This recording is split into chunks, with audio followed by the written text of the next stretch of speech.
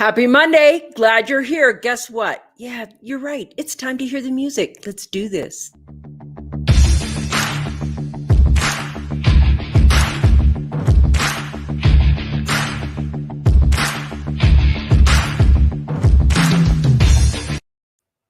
Good morning. Welcome. You're on the Success Secrets for Business, Family, and Life channel. I'm Vickie Helm. This is the Coffee Break Show, and it's brought to you by Metadime Digital Network. We are a network of shows that you can watch live shows every single day.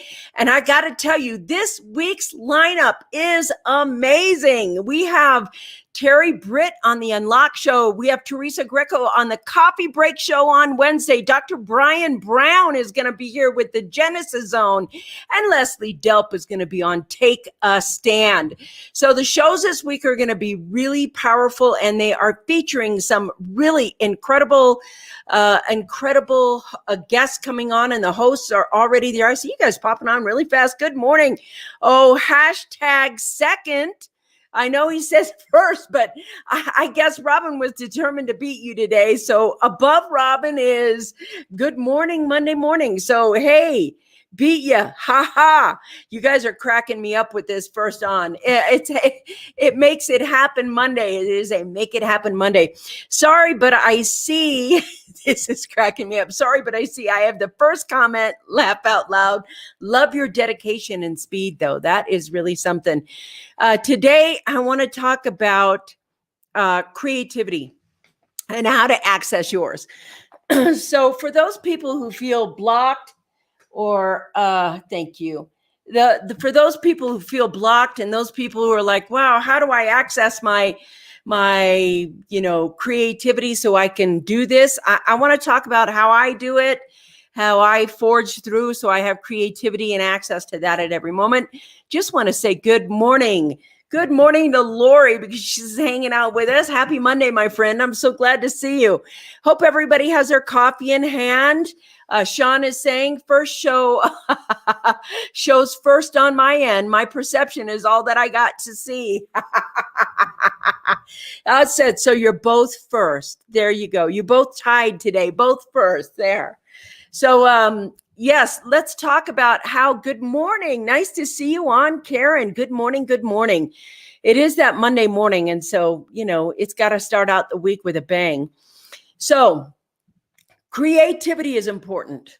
Creativity is important because you can't just go forever and ever asking other people what you should create. Sometimes your creation, or what wants to come out of you, is the best creation that you can make. Now, do I still think you need to know your audience? Yeah, I still think you need to know your audience, whether you're painting, whether you're making an ad, whether you're making an online course, whether you're writing a book, whatever you're doing, you certainly want to know your audience. So even if you're a musician, shouldn't you know your audience? But here's the thing too, just like musicians, audiences are drawn to the thing that you produce. So you're trying to produce an audience. Maybe it's an online show, etc. It used to be in the past that you could just create and you wouldn't have to worry about what keyword goes with your creation so it fits in to the online big, phone book that's Google or YouTube or wherever it is. And nowadays we have to think about a couple of things. We have to think about our audience, what keywords they have, what nomenclature they use, and how you're going to present this piece of creativity and content that you make, or how it is. And so it's a little bit more of both. It used to just be like when we had phone books, we would look up a word. We would go to the keyword, say like autos or auto repair, and we'd open auto repair, and all the auto repair shops would be put in this particular pages, and you go, I want to try that auto repair. Because they put you under the keyword, it didn't matter what your name of your business was. You could be Uber Goober Auto Repair, and you'd still end up in auto repair. And nowadays you have to kind of put auto repair in the title, in the tags, in the meta data so that you can be put on the right page of that phone book. And so what happens is in the creativity, it kind of zaps it a little bit like, okay, where does it go under? What is it, the audience? And you have to do a bit of thinking that you didn't have to do before. And sometimes that thinking, that just thinking of what you have to do, that can cut off your creativity. You're like, what is this? How's it going? What's this? Etc. And so when you have creativity, in order for me, what I do is I think about who it's for, what it's done, the keywords. I get all the ugly stuff that is out of my way as I begin to create a piece of content. And whether it's a doodly content or whether it's a show like this one, I mean, the show like this one, we're talking about, the keyword is creativity, and you can see how to access yours. So it would be how to access your creativity. And that's kind of the things we're looking at. But then now we can just talk about creativity without struggling with how to find it. So that's part of the thing that I want to pop here. Good morning. Happy Monday from MJ. Nice to see you, my friend. Good morning. Hope you got a good cup of coffee and you're chilling out with me. So look at this. We are smiling either way. Either way, thank you. Call it. Here's mine. You're right. Perception is everything. Yes, it is. Perception is everything. But I agree with Karen. It's a tie. Okay, going to move down here. Robin says, so true. I was trying to help my son name his exercise class, working around product names you can't use or other titles already in the catalog. It takes some creativity. Yes, that seems to be, that's going to go on. I mean, we're going to go on having to be that creative as we create content and titles. And the other thing is you have to have a title that is an entry point or a hook. And that entry point or that hook so that they'll open it up and read it, because there's so much content being dumped on the internet every single second of the day. There's just so much content being poured on, that you kind of have to figure out how to create a venue for it, how to create a funnel for it, how to create a place for it so that you are your own phone book and have all of your creativity in one place so people can find it. Let's see, striving to be found. Yes, this is it. Striving to be found is the goal. Without being found offensive, and it's quite the challenge. It really is. That is something that is so much work compared to what it was pre-internet. Now, exposing yourself to that, sticking yourself out, you're going to get some haters. You're going to get some people who think you're full of it. You're going to get some real people who think, wow, you're the best, you're the knees bees. Yes, I will say with this, Equibala was a great example of the process and the structure involved in naming a new product. It was, because when you have to get there, you have to be creative. It's just like ClickFunnels. ClickFunnels, the word itself is now common. Do you use ClickFunnels or do you use this? But at the square table, when it was just started, people would have said, what's the name of this? Start funnels, open funnels, ClickFunnels. You get to the point where that piece of creativity has to go there. And I know that there are some of you out there who are creatives beyond belief that can just do the creative piece so much. And you see that creating the name Equibala or something like this is suddenly, businessy. But the truth is it's not. It's part of the creativity that will help you get noticed.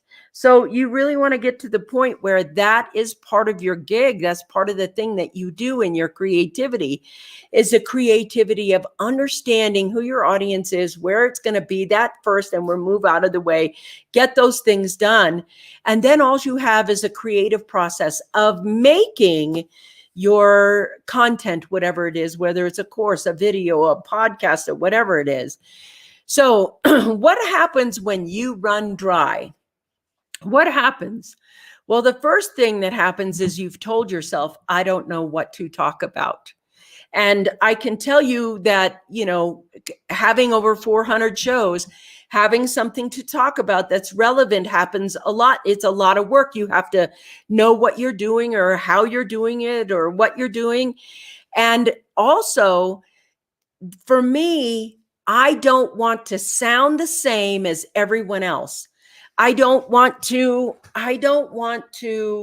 get to the point where I'm looking at a list of 100 titles that people love for podcasts, and then talking about each one of those things like everybody else is talking about each one of those things. I think putting your own creativity inside of the content you make is equally as important. You see, I've told you guys this before. There's no different kind of meats. There's no difference. There's red meat, white meat, and, chicken, pork, fish. I know the plant-based people are like, yes, we're making a new kind of meat, but it's not actually meat. So even if it's, any kind of meat, what makes the meat different is your flavor of spices that you add to that meat. It's like, is it barbecued? Is it roasted? Is it fried? What way have you prepared that meat? And you want to put all the spices of you into that recipe. That's what makes it different, is not that it's new meat. It's a new flavor. And it's the new flavor that you want to have. It's like if you were looking at candy bars, it's the same thing. There's a bajillion candy bars. Some have nougat, some have hazelnuts, some have peanuts or peanut butter or some sort of combination that is the flavor of you.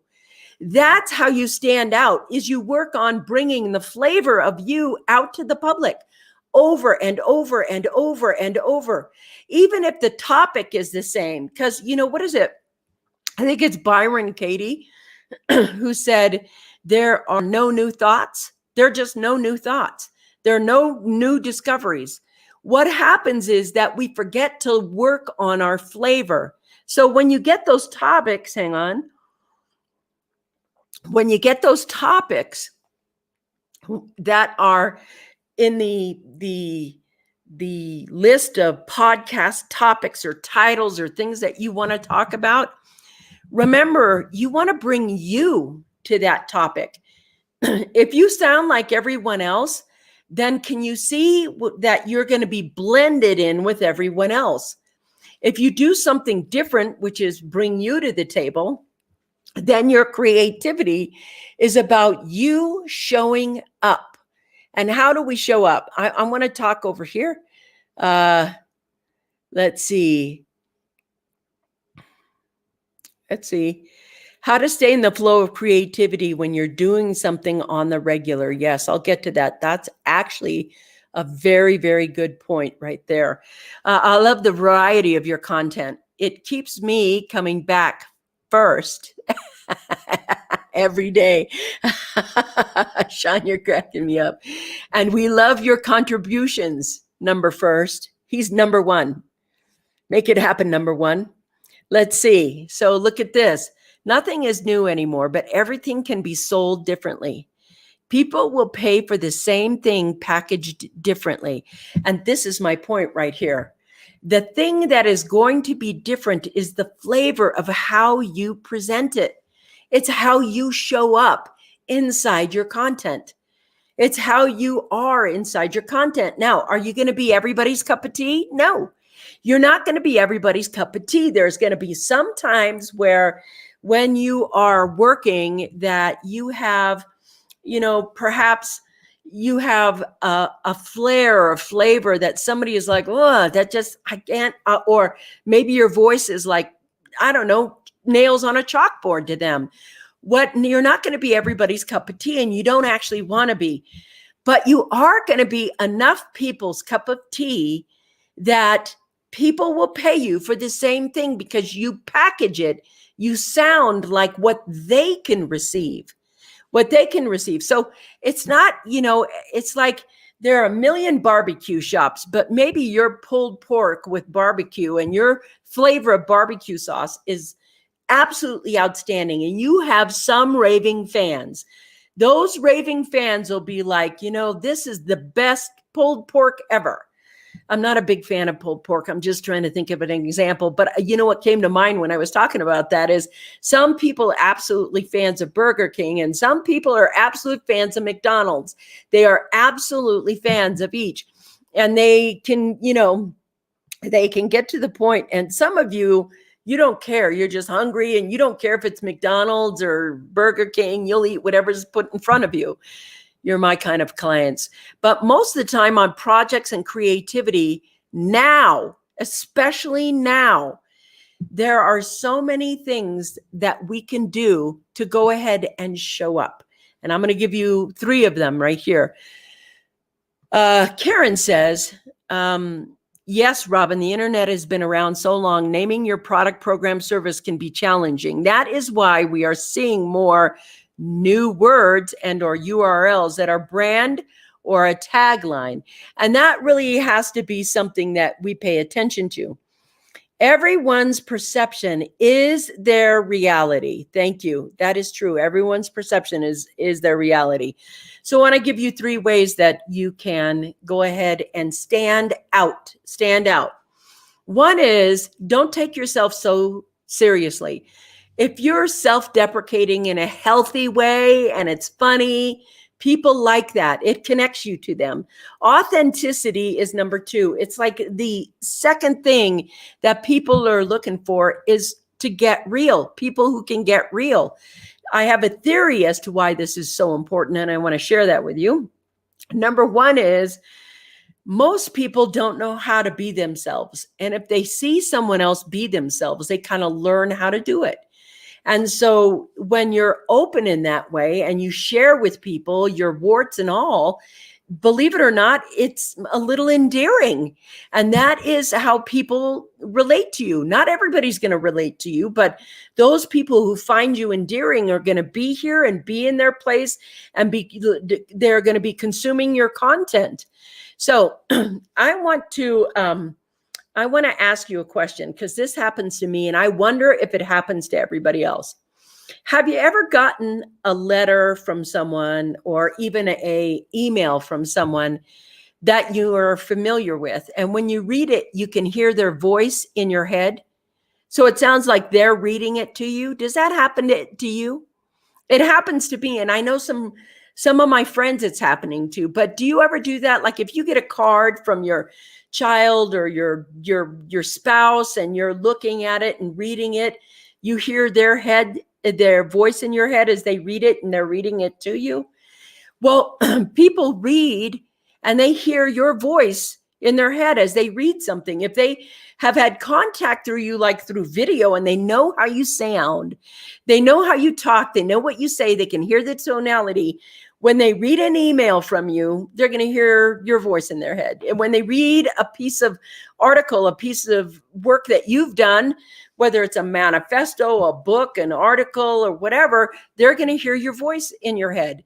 And that's kind of a good thing it's a good thing when they can hear your voice in their head, because it means you're kind of trustworthy. We don't just let anyone in our heads. Maybe some of you do, but I don't.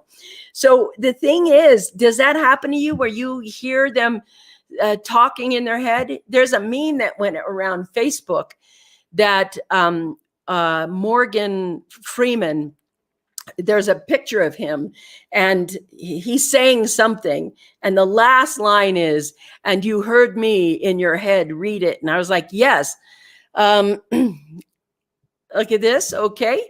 Personal connection creates a permanent impression. Once you hear them for real, you can't unhear them. Thank you very much. That's why we like Morgan Freeman's voice. When he talks, he's like so real and so authentic and so engaging. It doesn't matter what he's doing. He enhances it always. Yes, it does. Not only do you hear their voice, you visualize their facial expression. Yes, that's so true. You can see them. You can hear them in their head as they're talking to you. And you're like, yeah, it's just kind of like being there. Well, guess what? The more that you do this, the more if I send you an email, you're going to hear me talk. You're going to hear me in your head. You're going to visualize that. Exactly. I think that is so, it's so incredible when that happens. Whoops. I'm going to pop back over here. What makes it new, different, is the added value built into it, the added flavor built into it. That's so true. And let's see. And his voice is so resonant and unique. Yes, it is. Morgan Freeman has got a rarefied voice. What happens, though, is that in your creativity, you have to understand what you're sending. Like, I already know when I write a book, whoever reads that book is hearing, like, if you read the She Myth, you're either hearing Tracy's voice in your head or you're hearing Vickie's voice in your head. That's kind of what the creativity piece is. Can you hear your voice in your head? Can you hear what you want to say in your head before it comes out? I want to talk about writer's block, because I used to believe in writer's block. Now I don't. I don't believe in writer's block. And the way I get through writer's block is, now, mind you, I have some 30 books that I practice on. So I've got books out, and you guys know that I write. But here's what I do. If I feel like I don't know what to say, the first thing I say is, I know what to say. I'm waiting for it to arrive. When you say, I don't know what to say, your brain complies and it goes, I don't know what to say. We don't know what to say. And it blocks. And it's you blocking it. And if you overwhelm yourself with your mind going, oh my God, we're not good enough, smart enough, this enough, that enough. Can you see that it's not writer? It is the writer who's blocked, but you have to see the block. So what I do is I move myself into stream of consciousness writing, which is when I sit down, I write the word that comes up in my mind first. And it is, even if the word is if, I type if, then another word will pop in my head. You, I don't even know what's going to be said. I just write. Thank you, Ryan. Ryan says that was a great writing tip. You're right. I gave that to you a while back. It is really good, and it will break through your creativity. And suddenly you'll show up on the page. Now, I want to give you the facts of life here. If you cannot show up in your real life, if you can't be who you are in your real life, it's not like suddenly you're going to be who you are on paper or on the vlog or on the this. There's a difference between being professional and being authentic. Can you be professional and authentic together? Yes, you can do those two things. But most of the time we're taught how to be professional and we're not taught how to be authentic. How do we bring ourselves to the table? I think the biggest part of content creation is that when we start hearing inauthenticity or the voice that is trying to impress instead of trying to be present, when you're trying to impress instead of trying to be present, people fall off because they're like, okay, I don't want to be impressed. I want to know who you are. I want to feel you in the conversation. I want you to be there with me in the conversation. And that is in whatever piece of content. Now, some people can show up quietly, like if you're introverted and you're a writer, those are two good things to be, because sometimes we can show up on paper easier than we can show up live. I practice going live, and I've gotten to the point where I think that, and I don't want to test this out, universe, so, just hear me out. I think that being authentic is a practice, and I've gotten to the point where I practice it as much as I can. Even if I don't want to show up, I'm like, okay, what came to mind was when my friend recently died, I knew I could fall back on a couple of my teammates, i.e. Karen, and say, Karen, will you take the coffee break show? Just take the show. And I knew that when I was in that deepest pain, I could escape that. I knew I had that route, or I could show up in my pain and talk about how I was showing up in that pain. And I knew there was a way that that could be expressed out to the universe or the world. And I chose that not for, I don't mean it mean, but I didn't do it so my audience could see me in pain. I did it because I wanted to be sure that I could show up in my own pain and be there present with you and me. And that's what I chose to do. I don't know if it was the right decision, but I do know that I got so much support that day. I was absolutely stunned at how everybody rallied around me for it. Hey, Susie, nice to see you. Good Monday morning. Let's see what she's got to say. I've only written one book. However, it was for students. So I just took pictures from being around the world and looked at the pictures, and I was able to imagine the story behind it. I applaud you for all the books you have. Thank you very much. But that's still really good. If we can get the picture that is, where your core essence is there. And I like to say that's something that I think Lori is really good at, because if you would have saw me at that photo shoot, I actually didn't want to do the photo shoot. And she managed to, I know you don't want to do it, but it's part of your profession and you got to do this and clickety click. And she somehow caught that core essence. And that's how you want to express yourself. The biggest part of the content creation is being present, not trying to impress. The biggest part of content creation is being present, not trying to impress.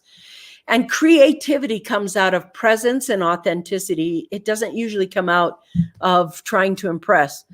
Oh, yes. I like James Earl Jones.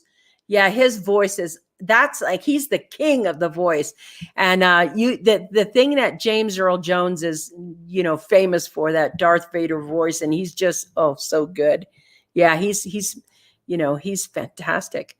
Robin, I love that. Add to the Victionary. Writer waterfalls. Thank you. Yes, authenticity and transparency. Everybody, we talk about that, but it's actually, I think, a practice. It's a very big practice to show up every day with yourself, being yourself, how you are in that moment. You did wonderful giving the circumstances of your friend's death. I applaud you. Thank you so much. That's really something.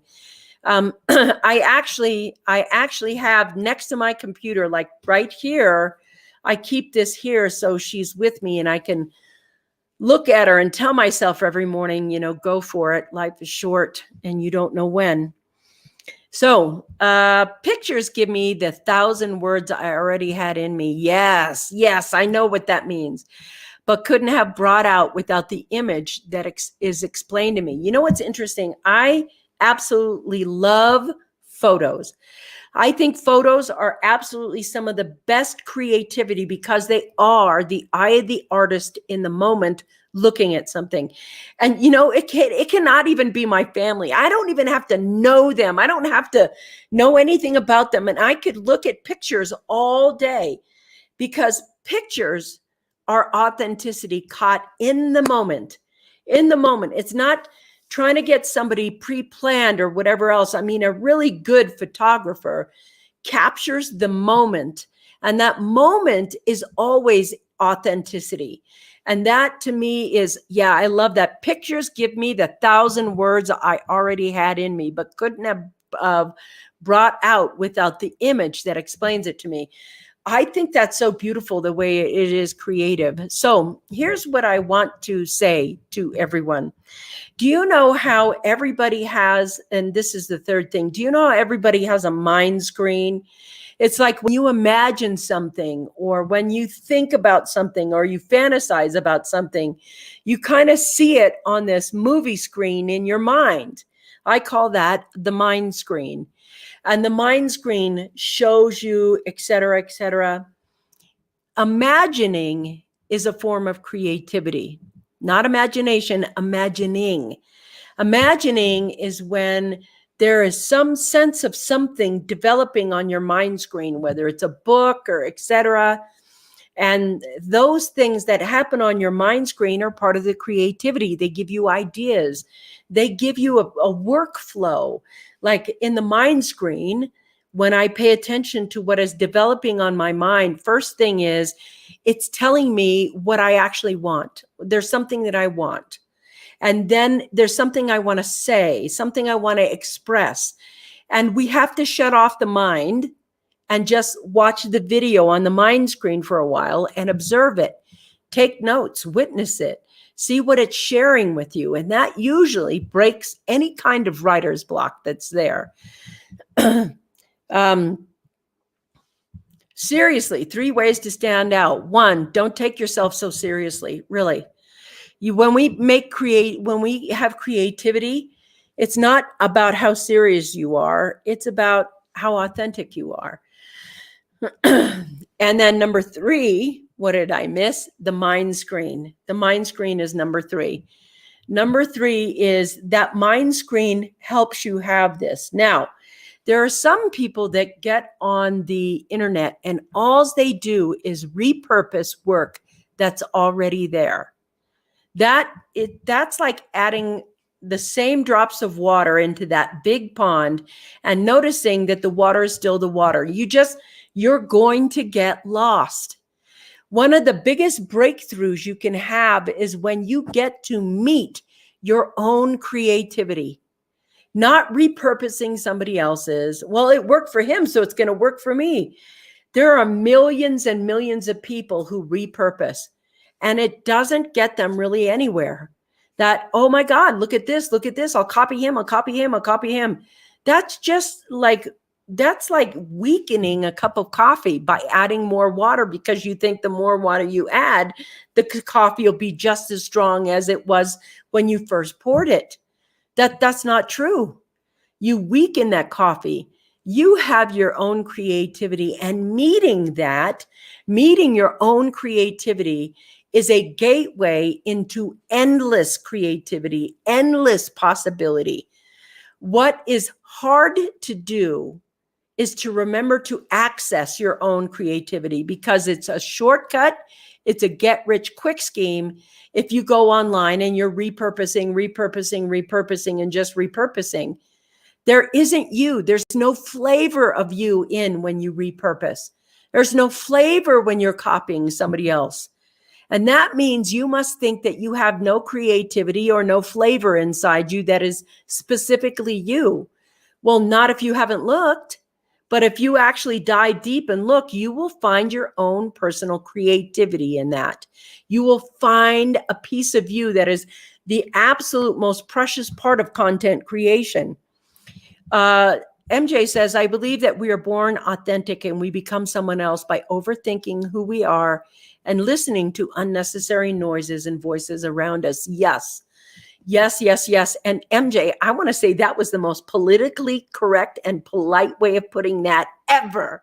Now that's content creation right there. There's a good example of it. And you're right, Karen, brilliant. So here, that's beautiful, MJ. I believe that's true. There it is. Number 3, this mind screen and imagining. Hey, Lori. Lori says creativity comes from so deeply within. Yes. And most people are unwilling to do that. It comes so deeply within. It's the going deeply. I feel most creative when I'm thinking less about what others are going to think about the finished product and more about the content that's in front of me. Just playing and having fun with it. It's such a connection to the divine for me. It totally is for me as well. I totally get that. I know I share that with you. I agree. That seems to always produce my best work. It does. It totally does in all areas of your life.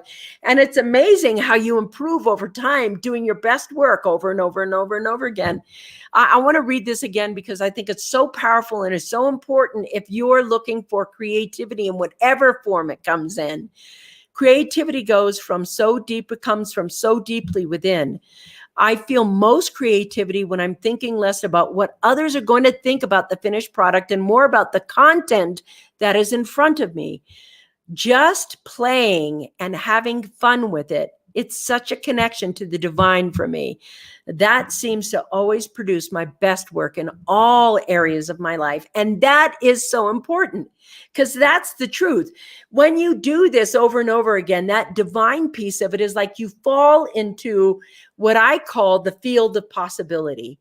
And that field of possibility, when you can access it, there's endless content, endless conversation, endless pictures. It's not like, I think, Lori, I think you must have taken at least 500,000 photos. 500,000 photos. And it is never, never to the point where she's ever running out of finding that core essence shot or that moment shot. I mean, the pictures are over and over and over and over again, and setting them and getting, the eye of the photographer who's catching authenticity in the moment. That's like one of the most incredible things that we can do. This seems to always produce my best work in all areas of my life. You see, that creativity starts going into your work life, into your relationships, into conversations, into everything. And suddenly that at least, yes, at least, I was trying to be conservative, but I believe it's over 500,000. But you get to the point where you're showing up, your work shows up. People can look at a photo and go, oh, that's a Lori Nagel photo right there, Lori, that's it right there. And so that's a big deal, that ability.